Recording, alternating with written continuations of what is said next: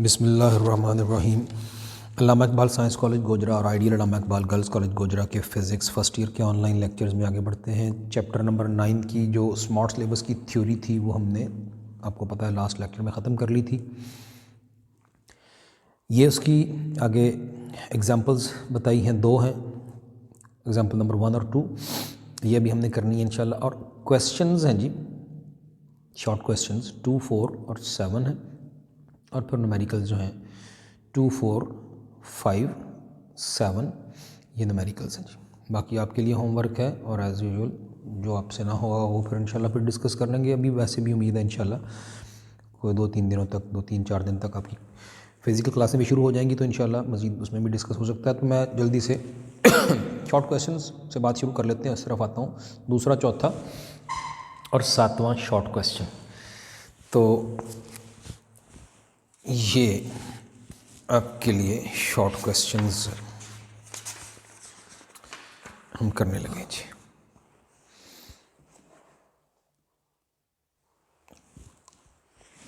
तो दूसरा short question पहले हमने करना है, ये दूसरा है जी। देखते हैं, कहता है how is the distance between interference fringes affected by the separation between the slits of Young's experiment. अब यंग डबल स्लिट एक्सपेरिमेंट पढ़ा है, उसका टेस्ट भी दिया है, तो उसकी थ्योरी अब आपके जहन में होनी चाहिए।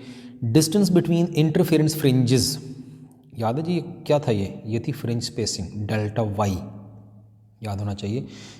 ये यंग डबल स्लिट एक्सपेरिमेंट के टॉपिक का लास्ट फाइनल फार्मूला था डेल्टा वाई, ये नीचे लिखा हुआ है, अभी देखते हैं इसको।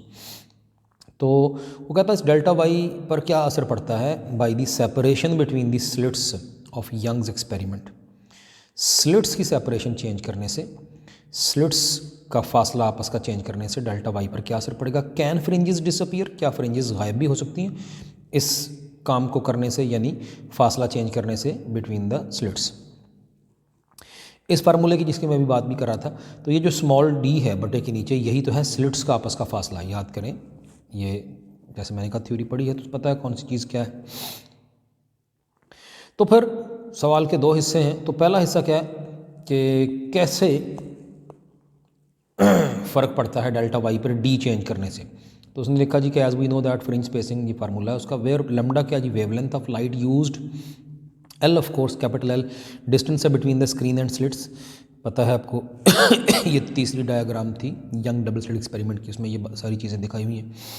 और small D of course slit separation है, यानी स्लिट्स का आपस का फासला है। तो फिर for constant value of lambda and L, ऊपर बटे की चीज़ें कांस्टेंट हो, तो फिर delta Y is inversely proportional to D.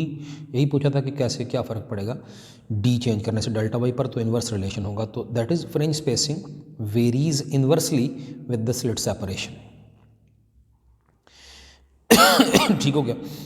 लेकिन वो कह रहा है कि क्या can fringes disappear.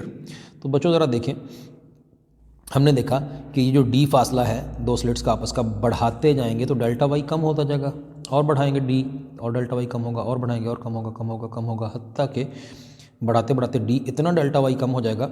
Delta Y था क्या, याद है ना, हर दो ब्राइट फ्रिंजेस या हर दो डार्क फ्रिंजेस का आपस का फासला। तो डेल्टा वाई कम होते होते होते होते होते इतनी सिकुड़ जाएंगी, इतनी करीब आ जाएंगी फ्रिंजेस, इतनी करीब आ जाएंगी कि आपस में मर्ज जैसे हो जाएंगी, हमें अलग अलग नहीं नज़र आएंगी। तो हाँ, डिसअपीयर हम कह सकते हैं कि डिसअपीयर हो सकती हैं।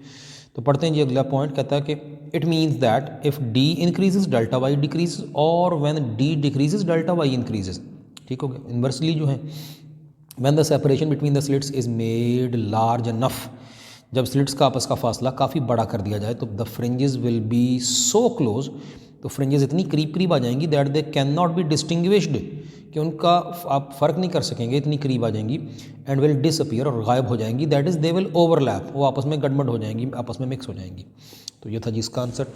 अगला शॉर्ट क्वेश्चन आपने करना है जी चौथा। ये है जी चौथा। तो कहता है in the Young's experiment one of the slits is covered with blue filter and the other with red filter, what would be the pattern of light intensity on the screen. इसका आंसर भी पढ़ाता हूँ, लेकिन पहले मैं बात को थोड़ा सा आपको समझा दूँ, फिर मैं इसका आंसर आपको इधर से पढ़ा देता हूँ जी। लेकिन जी बच्चों मामला कुछ यूँ है, क्या कहा उसने कहा कि जो यंग्स एक्सपेरिमेंट में दोनों स्लिट्स में से एक को हमने कवर कर दिया ब्लू फिल्टर से और दूसरी को रेड फिल्टर से। ये आपकी जानी पहचानी यंग डबल स्लिट एक्सपेरिमेंट की डायग्राम है। ये एक स्लिट थी, ये दूसरी स्लिट है, और एक पर हमने ये ब्लू फिल्टर ये रख दिया और दूसरी स्लिट पर हमने रेड फिल्टर खड़ा कर दिया। ब्लू फिल्टर और रेड फिल्टर से मुराद क्या है? गहरे सुर्ख रंग का शीशा वो रेड फिल्टर है, और गहरे नीले रंग का शीशा जो है वो बच्चों ब्लू फिल्टर है। जिसका मतलब क्या हुआ?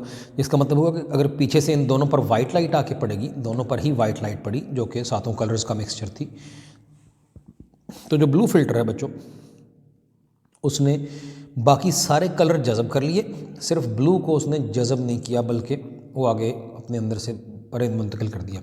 ऐसा ही रेड फिल्टर के बारे में भी है। इसका मतलब है जो यहाँ से लाइट बाहर को जाएगी इस स्लिट से जो बाहर को यूँ फैलते हुए निकलेगी वो होगी ब्लू, ये वाली लाइट।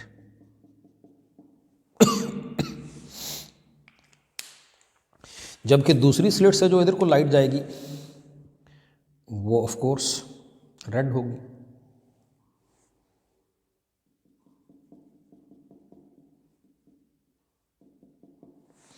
अब आप देखें कि ये वाला एरिया है सिर्फ इतना इतना जहां दोनों मिक्स हुई हैं, ब्लू और रेड मिक्स हुई हैं, इंटरफियर हुई हैं आपस में, सिर्फ इस इलाके में। चुनाचे आगे पर्दे पर क्या होगा? अब ब्लू जो कलर होता है, ब्लू जो लाइट होती है उसकी वेवलेंथ आपको पता है, पीछे बातें हो चुकी हैं, वेवलेंथ ब्लू की कम होती है। सबसे लंबी वेवलेंथ जो है, लार्जेस्ट जो है,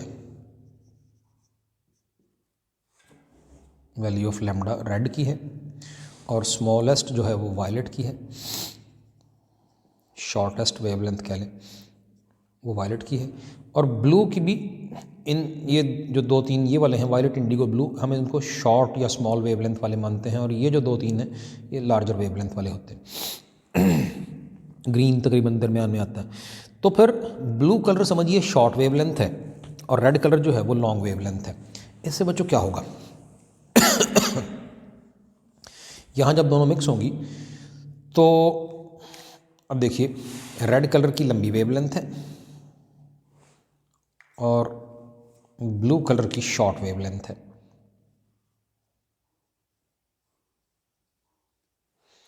तो इंटरफेरेंस पैटर्न कहीं आगे जहाँ ये मिलेंगी किसी स्क्रीन पर, पर्दे पर, क्या बनेगा बच्चों? होगा ये कि कोई भी इंटरफेरेंस पैटर्न यानी ब्राइट और डार्क फ्रिंजेस अलग अलग नहीं बन पाएंगी यहाँ पे इस पर्दे पे। क्यों नहीं बन पाएंगी? क्योंकि ये पहली तो बात ये कि हमने पीछे पढ़ा हुआ है डिटेक्टेबल इंटरफेरेंस के लिए क्या शर्त होती है भला, याद है? पहली शर्त होती है कि रेज मोनोक्रोमैटिक हो, दूसरी होती है कि कोहेरेंट हो। मोनोक्रोमैटिक होना क्यों ज़रूरी है उसकी वजह यहाँ से भी वजह समझ आ रही है। देखें ज़रा, अब ये मीन लेवल इसका भी और इसका भी दिखा दिया। अब इस इलाके में अगर इतने इतने हिस्से में गौर करें तो रेड कलर का पूरा क्रेस्ट है, लेकिन उस एक क्रेस्ट के अंदर ही ब्लू कलर का क्रेस्ट भी आया, ट्रफ भी आया, फिर क्रेस्ट आया, फिर कुछ हिस्सा ट्रफ का भी आ गया। चुनाचे वो जो परमानेंट किस्म की कि जी लगातार क्रेस्ट से क्रेस्ट मिलेगा और लगातार ट्रफ से ट्रफ मिलेगा तो ब्राइटनेस आएगी, और लगातार क्रेस्ट से ट्रफ ही मिलता जाएगा तो लगातार डार्कनेस आएगी, वो तो यहाँ बन ही नहीं पाया। उसी एक ही क्रेस्ट, रेड के एक ही क्रेस्ट में ब्लू का क्रेस्ट भी आ रहा है और उसी में फिर ट्रफ भी आ गया, फिर क्रेस्ट आ गया। यानी अभी कंस्ट्रक्टिव इंटरफेरेंस हुई थी, साथ ही डिस्ट्रक्टिव, फिर कंस्ट्रक्टिव, फिर डिस्ट्रक्टिव होने लगी। तो कोई जम के यहाँ फ्रिंज पैटर्न कोई वाज़े तौर पर नहीं बन सकेगा इस जगह पे। क्यों? क्योंकि अभी कंस्ट्रक्टिव, अभी डिस्ट्रक्टिव, अभी कंस्ट्रक्टिव, अभी डिस्ट्रक्टिव एंड सो ऑन। तो ये तो बड़ी तेज़ी से ऑन ऑफ लाइट हो रही होगी, तो आप डिटेक्ट भी नहीं कर पाएंगे कि ऑन ऑफ हो रही है। इस इलाके में, इस जगह पे सिंपली दोनों लाइट्स का मिक्सचर मिलेगा आपको, रेड और ब्लू का mixture of R and B, red and blue. जबकि जिसकी इंटेंसिटी कांस्टेंट ही होगी, कोई फ्रिंजेस अलग अलग नहीं बनी हुई नज़र आएंगी, कहीं पक्का पक्का ब्राइट और कहीं पक्का पक्का डार्क फ्रिंज वाला मामला नहीं बनेगा। जबकि इतना स्पॉट जो है सामने, ये सारे का सारा सिर्फ ब्लू ही रहेगा, क्योंकि वहाँ तो मिक्सिंग हुई नहीं है, अकेला ब्लू है। इतने इलाके में सिर्फ और सिर्फ रेड ही नज़र आएगा स्पॉट, यहाँ दोनों का मिक्सचर नज़र आएगा, कांस्टेंट इंटेंसिटी वाला। यह नहीं होगा कि कहीं ब्राइट कहीं डार्क। फ्रिंजेस नहीं बन पाएंगी क्योंकि वो लगातार कोई सेट पैटर्न बन ही नहीं रहा, जो मैंने अभी समझाई बात आपको। अब बच्चों, आपकी जो नोट्स वाली बुक है, जो है ये जो आपकी एक्सरसाइज करने वाली, उस पर देखते हैं तो इसका आंसर क्या लिखा है। कहता है no interference pattern will be observe, कोई इंटरफेरेंस पैटर्न नहीं ऑब्जर्व होगा। Red filter means that only waves of red colour will come out of the slit and blue filter will allow waves of blue colour to come out. अभी ये पीछे अभी बताया मैंने आपको। Thus two sources are not coherent sources, तो coherent नहीं हो पाएंगे, उनका कांस्टेंट फेज डिफरेंस बन ही नहीं पाएगा। उसकी वजह अभी थोड़ी देर नीचे मैंने बताई है, ये सारी डायग्राम में यही बातें होती हैं। और so the condition to observe the interference pattern will not be fulfilled, तो वो जो ऑब्जर्व करने की कंडीशन थी वो तो पूरी नहीं हो पाई, मोनोक्रोमैटिक और कोहेरेंट हो वो तो नहीं हुआ। तो हाउएवर ताहम we shall see a mixture of two colours on the screen of almost constant intensity, तो उसकी जो शिद्दत है वो तकरीबन कांस्टेंट ही रहेगी, कोई खास इतने हिस्से में, मतलब ब्राइट डार्क अलग अलग फ्रिंजेस नहीं बन पाएंगी। ले जी, ये आपका शॉर्ट क्वेश्चन नंबर 4 बच्चों हो गया। शॉर्ट क्वेश्चन नंबर अगला जो हमने करना है जी वो है 7। अच्छा, 7 शॉर्ट क्वेश्चन में थोड़ा सा एक मामला गड़बड़ है। वो ये है कि जिस चीज़ के बारे में क्वेश्चन पूछा गया है वो थ्योरी पढ़ाते हुए एग्जैक्ट वो कॉन्सेप्ट या वो पॉइंट आपको समझाया नहीं गया, थ्योरी में नहीं था ये।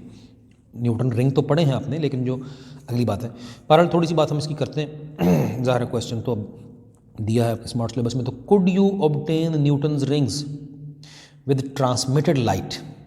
If yes, would the pattern be different from that obtained with reflected light? अब ट्रांसमिटेड लाइट और रिफ्लेक्टेड लाइट में क्या मतलब फ़र्क क्या है? आपने बच्चों जो पढ़ा था न्यूटन्स रिंग्स का जो टॉपिक आपने पढ़ा था, उसमें ये मैं आपको दिखाता हूँ,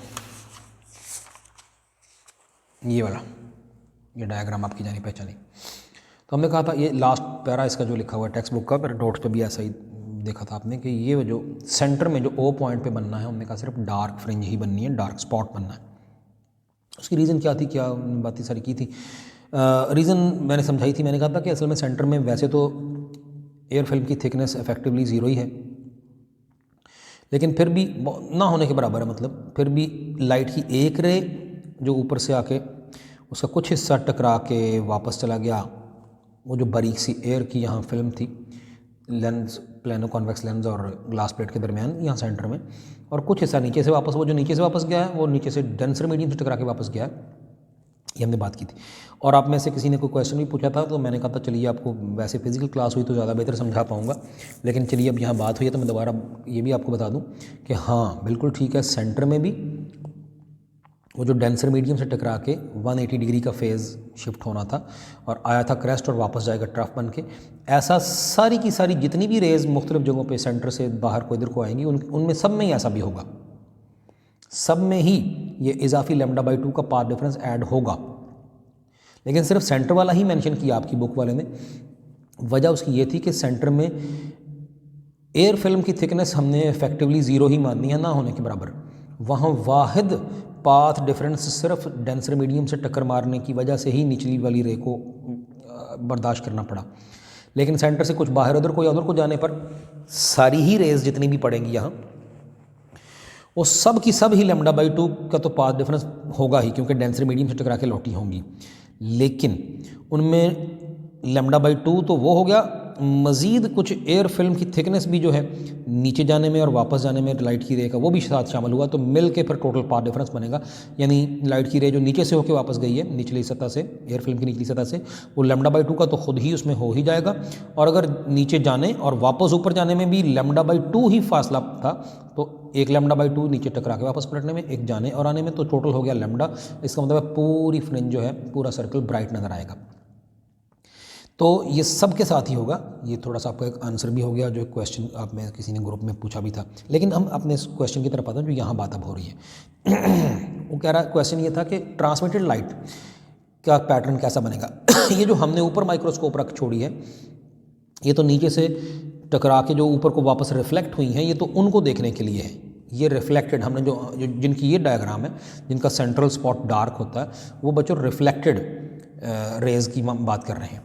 लेकिन ट्रांसमिटेड रेज़ कौन सी होंगी, इनका मैंने बताया कि थ्योरी में कोई जिक्र तो नहीं है, कोई बात तो नहीं हुई, लेकिन क्वेश्चन उसने पूछ लिया। जो इधर से नीचे को यहाँ इस तरफ को आएंगी, यहाँ से इधर को, यहाँ से इधर को, जो आपको इधर जाती हुई नीचे को इधर से देखने पर मिलेंगी। आप इधर कहीं कोई माइक्रोस्कोप रख के बैठे होंगे, यहाँ उधर से जो आपको यहाँ से देखने पर इधर को मिलेंगी। कुछ हिस्सा रिफ्लेक्ट होता है, ये जो ग्लास प्लेट है कुछ आगे भी घुस गया होगा, आगे तक जो घुस गया होगा वो ट्रांसमिटेड है। अब होगा बच्चों ये कि जो सेंट्रल पॉइंट है, फिर से नोट कीजिए, सेंट्रल पॉइंट पे क्या हुआ था, एयर फिल्म की थिकनेस तो कुछ नहीं थी, ना होने के बराबर थी। इस वजह से तो पाथ डिफरेंस नहीं हो पाया, लेकिन सिर्फ डेंसर मीडियम से टकरा के जो रिफ्लेक्ट हुई ऊपर को, उस वजह से एक ऊपर से ही एयर फिल्म के ऊपर से ही वापस एक नीचे से होकर रिफ्लेक्ट होकर, तो उनका आपस का λ/2 का पाथ डिफरेंस हो गया था, यानी 180 डिग्री फेज शिफ्ट हो गया था। लेकिन उन रेज में से जो नीचे को जाएंगी, यानी ट्रांसमिटेड रेज होंगी, गौर कीजिए, उनमें तो पाथ डिफरेंस हो ही नहीं पाया ना। सेंटर में क्या मामला था, सेंटर में हमने देखा कि एयर फिल्म की थिकनेस इफेक्टिवली या प्रैक्टिकली ज़ीरो ही मानी जाएगी। जब ज़ीरो फिल्म की थिकनेस है तो लाइट की दो रेज़, कोई यहाँ से इधर को अंदर को चली गई, कोई और साथ आई, तो वो सारी की सारी रेज़ का इस जगह पे तो कोई पाथ डिफरेंस नहीं बन पाएगा। जो आगे घुसी होंगी वो तो इकट्ठी हैंड इन हैंड जैसे आई थी उसी तरह जाएंगी। चुनाचे बच्चों क्या होगा, चुनाचे ब्राइटनेस नज़र आएगी, सेंटर में ब्राइटनेस, किधर से, इधर से देखने पर नीचे से जो आगे घुस गई, जो ट्रांसमिटेड लाइट है वो सेंटर में ब्राइटनेस। और इसी तरह फिर जैसा जैसा ये पैटर्न था उसका उलट फिर आपको इधर से देखने पर मिलेगा। इसका सेंटर में डार्क था, उसका सेंटर में ब्राइट। तो जहाँ जहाँ रिफ्लेक्टेड लाइट का ब्राइट बनेगा रिंग, यानी ब्राइट फ्रिंज बनेगी, उसी जगह पे ट्रांसमिटेड लाइट उसकी डार्क फ्रिंज, और जहाँ जहाँ इसकी डार्क फ्रिंज रिफ्लेक्टेड लाइट की, वहाँ वहाँ ट्रांसमिटेड की ब्राइट फ्रिंज। तो जो ये पैटर्न है उसका उलट बनेगा और सेंटर उसका ब्राइट होगा। आइए इस बात को अब आपकी बुक वाले ने कैसे बयान किया वो भी देख लेते हैं। ये था जी 7वां शॉर्ट क्वेश्चन। तो कहता है yes it is possible to get Newton's rings with transmitted light with the same set of operators. वही ऑपरेटर्स से हम ट्रांसमिटेड लाइट से भी न्यूटन रिंग हासिल कर सकते हैं। But now at the centre of Newton rings there will be a maximum मतलब bright fringe because of no phase change.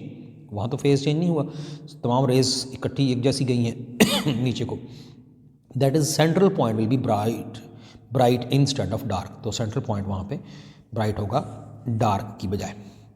Ji short question तो बच्चों यही थे 3 जो भी आपने देखे, और न्यूमेरिकल्स अब जो हैं वो 4 हैं टोटल। मेरे करवाने वाले 2 एग्जाम्पल्स हैं।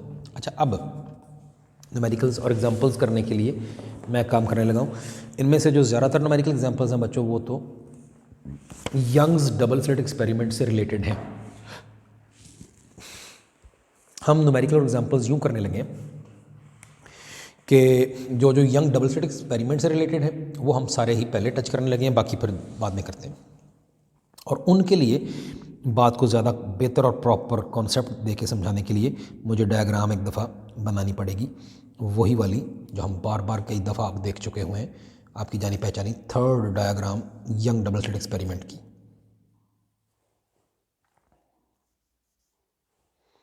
एक लाइट की रे ये गई, एक ये गई,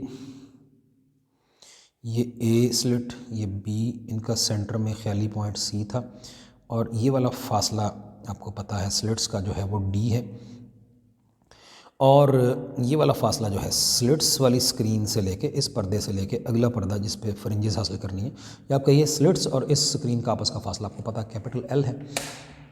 इस जगह वो पॉइंट पी है जिस पे हमने देखनी है कि ब्राइट बनेगी या डार्क, और सी पॉइंट के सीध में बिल्कुल सेंटर में यहाँ बननी ही ब्राइट है।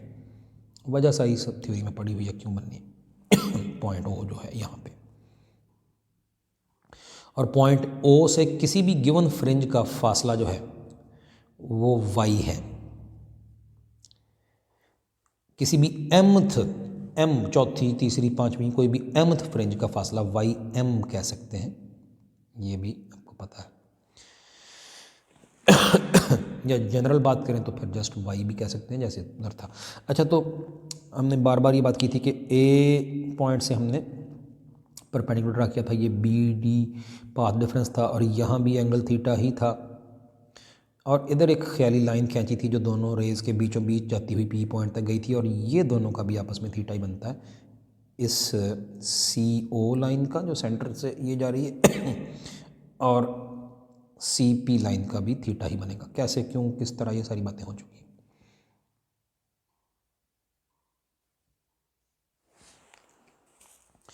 ये एंगल भी उतना ही है थीटा, ये वाला।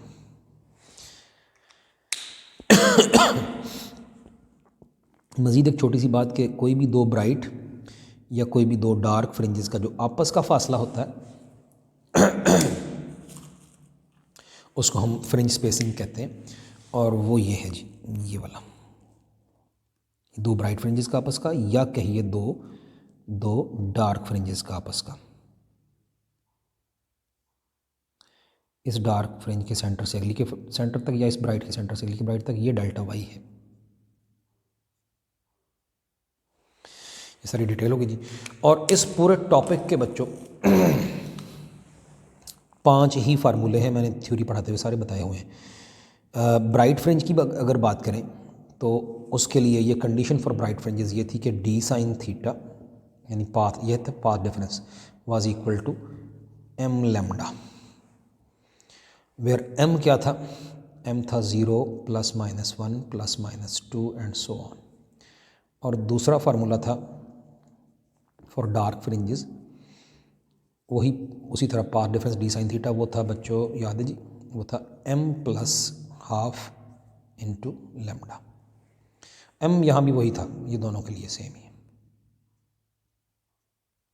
लेकिन अब एक बड़ी अहम बात है, याद करें थ्योरी में पढ़ा आपने, बड़ी डिटेल से समझाया था, m की इस फार्मूले में जितनी वैल्यू होगी कहेंगे उतनी ही ब्राइट फ्रिंज यहाँ बनेगी। इवन m 0 है तो सेंटर वाली 0 ऑर्डर ब्राइट फ्रिंज, लेकिन m 1 है तो फर्स्ट ऑर्डर ब्राइट फ्रिंज 0 से अगली, m 2 है तो उससे अगली यानी कि सेकंड ऑर्डर ब्राइट फ्रिंज। ये तो ब्राइट फ्रिंजेस के लिए, लेकिन यहाँ याद है जी क्या कहा था, मैं फिर से याद दिला दूँ, डार्क फ्रिंजेस के लिए m की जितनी वैल्यू पुट करेंगे उससे एक बढ़ा के कहेंगे उतनवी डार्क फ्रिंज, और 0th डार्क फ्रिंज नहीं होती। क्यों नहीं, कैसे नहीं, बड़ी डिटेल से बताया हुआ है।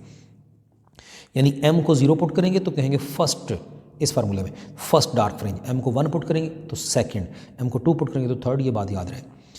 ऐसे ही किसी भी क्या ये mth ब्राइट फ्रिंज का फासला फ्रॉम दी सेंट्रल पॉइंट हो तो वो होता है m लेमडा l/d, लेकिन किसी भी डार्क फ्रिंज का सेंटर से फासला y जो है वो होगा m +½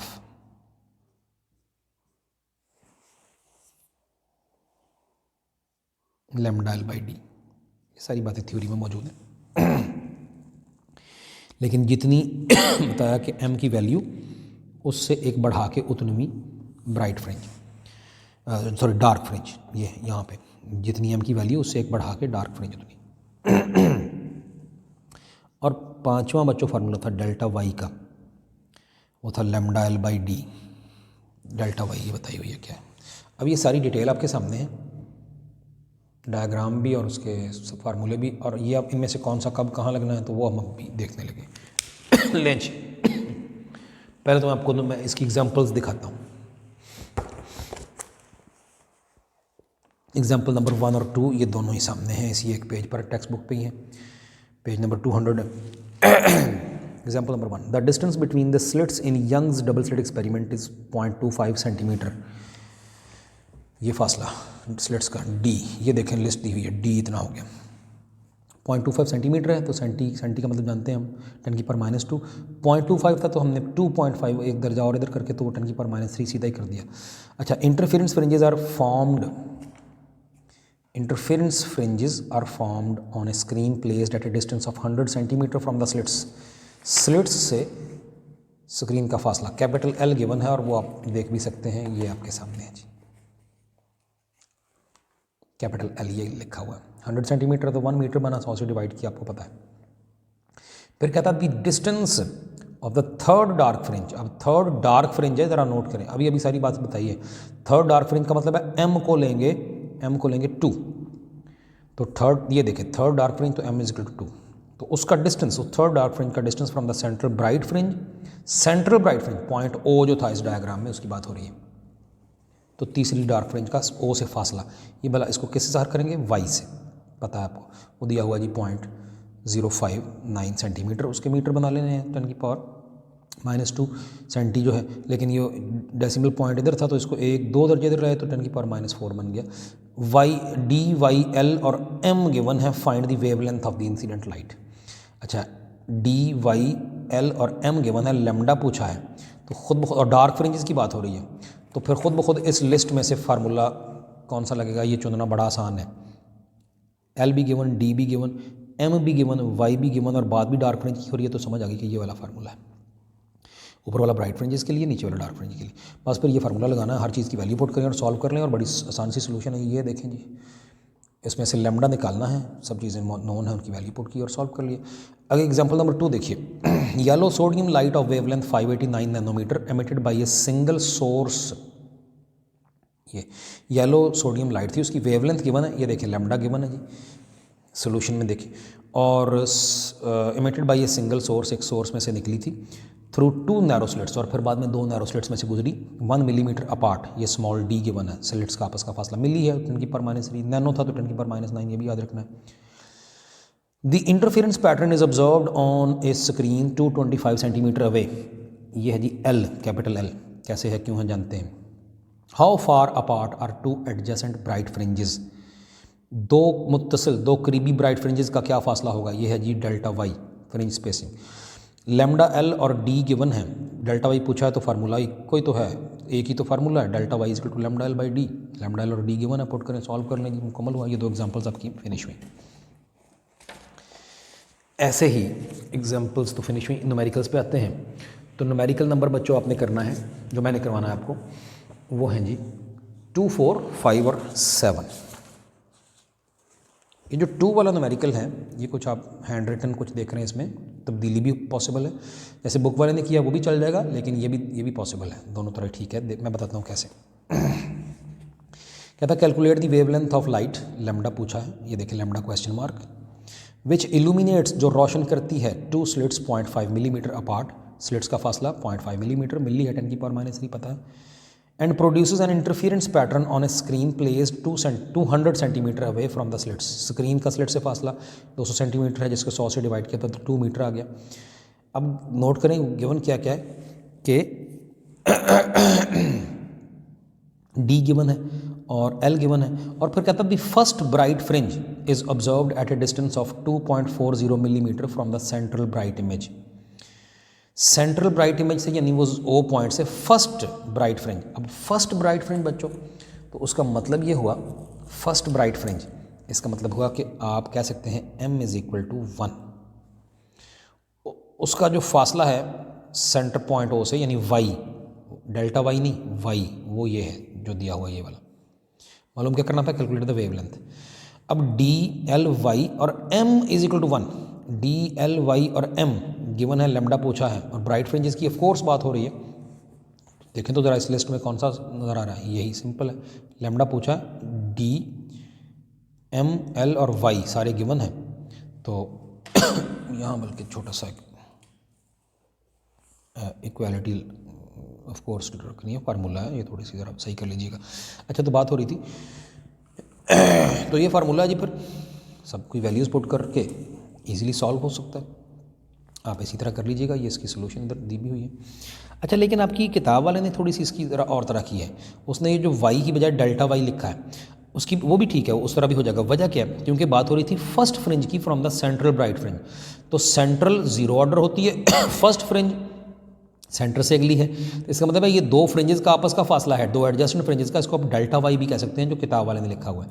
तो आप इसको यूँ भी फर्ज कर सकते हैं कि डी, एल और डेल्टा वाई गिवन है और लैम्डा पूछा है, तब भी सही आंसर आएगा, ये इसकी सोल्यूशन तब भी बनेगी, फार्मूला डेल्टा वाई वाला लग जाएगा, फिर भी ठीक है, बल्कि ये अच्छा हो गया, मैंने दूसरी भी बता दी, ये भी है, तो आपके जहन में दोनों पॉसिबिलिटीज़ आ गई ताकि कॉन्सेप्ट क्लियर हो, ना कि हमें रट्टा मारना पड़े, हमें समझ हो कि ये इस तरह भी हो सकता है, उस तरह भी क्यों हो सकता है, उसकी सारी वजह मैंने उम्मीद है कि समझा दिया, नहीं समझ आई तो पूछ लीजिएगा आप।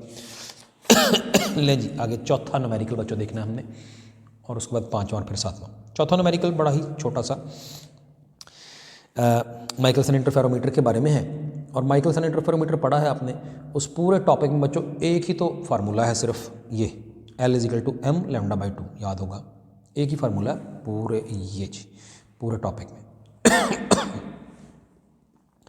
तो बस फिर इनमें से कुछ दो गिवन हो, m λ और l में से तीसरा पूछ सकता है, तो हम मालूम कर देंगे। कहता है मोनोक्रोमेटिक लाइट थी जिसकी वेवलेंथ λ इतने नैनोमीटर है, इज़ अलाउड टू फॉल, उस लाइट को इजाज़त दी गई कि वो गिरे आके on half silvered glass plate G1 in Michelson interferometer. अब याद करें, उसकी डायग्राम, उसकी सारी डिटेल पढ़ी है, समझिए। अच्छा, वेवलेंथ गिवन है, ये वेवलेंथ गिवन है जी, सोल्यूशन में दिया हुआ है। इफ़ मिरर M2, वो जो M2 नहीं था M1 है जो हमने पढ़ा हुआ है, वो मूवेबल था। If mirror M1 is moved through 0.233 millimetre, ये मिरर का जो फासला तय करता है उसको L कहा था उस टॉपिक में, याद होगा। How many fringes will be observe to shift, how many fringes observe, कितनी हुई जो शिफ्ट हुई होंगी टेलीस्कोप से देखते हुए। M है तादाद फ्रिंजेस की, याद होगा, थ्योरी फिर से देख लें दोबारा अगर नहीं पता तो। बच्चों फिर L और लैम्डा दिए हैं और M पूछा है, बात हो रही है माइकलसन इंटरफेरोमीटर की, उसका एक ही तो फार्मूला था, L = m λ/2। M चाहिए, 2 ऊपर चला गया उधर और लैम्डा इधर नीचे आ गया, 2L/λ वैल्यूज़ दी हुई हैं, पुट करें, सॉल्व कर लें।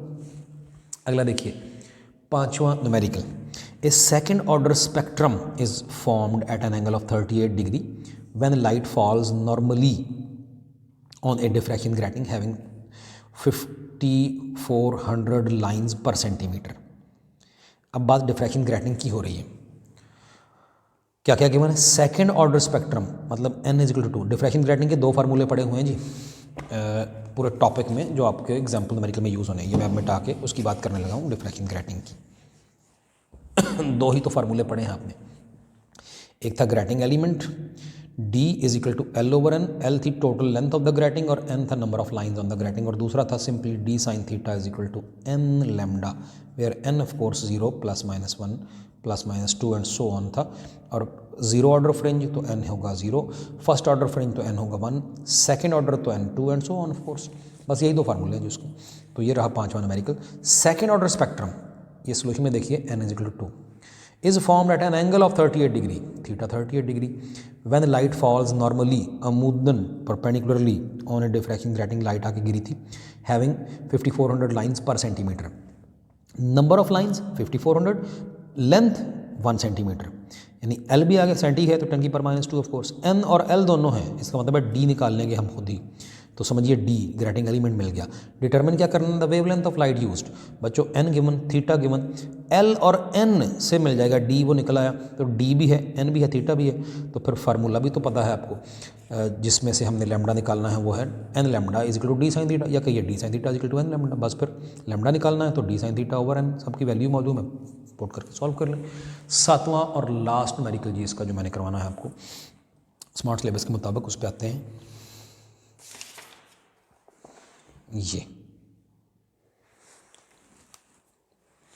क्या था, सोडियम लाइट जिसकी वेवलेंथ गिवन है 589 नैनोमीटर इज इंसिडेंट नॉर्मली, अमूदन आके टकराई on A grating, diffraction grating पर टकराई, हैविंग 3000 लाइंस पर सेंटीमीटर। देखिए तो lambda given, number of lines 3000 पर सेंटीमीटर, यानी लेंथ 1 सेंटीमीटर, फिर वही n और l हैं तो d निकाल लेंगे, वो देखिए निकाला हुआ आगे, समझिए d गिवन है, लैम्डा और d है। अच्छा, what is the highest order of spectrum, highest order यानी वो जो d sin θ = n लैम्डा में n जो है वो है ऑर्डर ऑफ स्पेक्ट्रम या ऑर्डर ऑफ फ्रिंज कह सकते हैं, उसकी मैक्सिमम वैल्यू क्या होगी। हाईएस्ट ऑर्डर ऑफ स्पेक्ट्रम का मतलब है इस n की मैक्सिमम पॉसिबल वैल्यू पूछिए, याद रहे। तो what is the highest order of spectrum obtained with this grating, जिस ग्रेटिंग का ये डाटा है, तो n की उसके लिए मैक्सिमम पॉसिबल वैल्यू क्या होगी, मतलब ज़ीरो ऑर्डर फ्रिंज से ऊपर या नीचे ज़्यादा से ज़्यादा कितनी मुकम्मल फ्रिंजेस देख पाएंगे, मैक्सिमम कितनी फ्रिंजेस देख पाएंगे, ये है सवाल। लैम्डा है, n और l था तो d भी समझिए मिल गया, और आपने ये n स्मॉल n निकालना है और उसकी भी मैक्सिमम पॉसिबल वैल्यू, ये भी याद रहे। तो फिर ये अब एक चीज़, d sin θ = n lambda formula, और आपको पता है जिन भी फार्मूलों में, ये पहली दफ़ा नहीं होने लगा, बड़ी दफ़ा ही बात हो चुकी है, जब साइन थीटा या कॉस थीटा साथ मल्टीप्लाई हो रहा हो तो जो गिवन चीज़ है उसकी वैल्यू मैक्सिमम होती है जब साइन थीटा या कॉस थीटा हो जाए 1। याद है जी, बड़ी दफ़ा ये किया हुआ है। तो कहता है for maximum order theta maximum order के लिए 90 डिग्री होगा, क्योंकि साइन 90 होता है 1। तो बस फिर सॉल्व करते हैं, एन निकालना है और लैम्डा इधर आ गया बटे के नीचे बस फिर एन निकल आया, डी की वैल्यू वो आई थी L/N, साइन थीटा साथ आ गया साइन थीटा तो खैर 1 बन जाएगा क्योंकि थीटा 90 कह दिया for maximum value of N, और बटे में लैम्डा है, तो एन देखें निकला है 5.65। इसका मतलब है कि जो इस डाटा के मुताबिक जो फ्रिंजेस बननी है सामने स्क्रीन पे, वो 5 फ्रिंजेस तो पूरी बननी है, लेकिन अगली आधी से कुछ ज़्यादा 0.65। लेकिन मैक्सिमम कितनी हमें नज़र आएंगी, ज़्यादा से ज़्यादा कितनी फ्रिंजेस, फुल फ्रिंजेस नज़र आएंगी। तो कहता है as 6th order is incomplete, 6ठी फ्रिंज मुकम्मल नहीं है, सो मैक्सिमम ऑब्जर्वेबल ऑर्डर यानी तरतीब जो फ्रिंजेस की, जो मैक्सिमम तादाद फ्रिंजेस की वो 5th है, 5th तक है जो हमें नज़र आएगी पूरी पूरी। तो n = 5, यही इसका आंसर है। ले जी, thank you very much ji.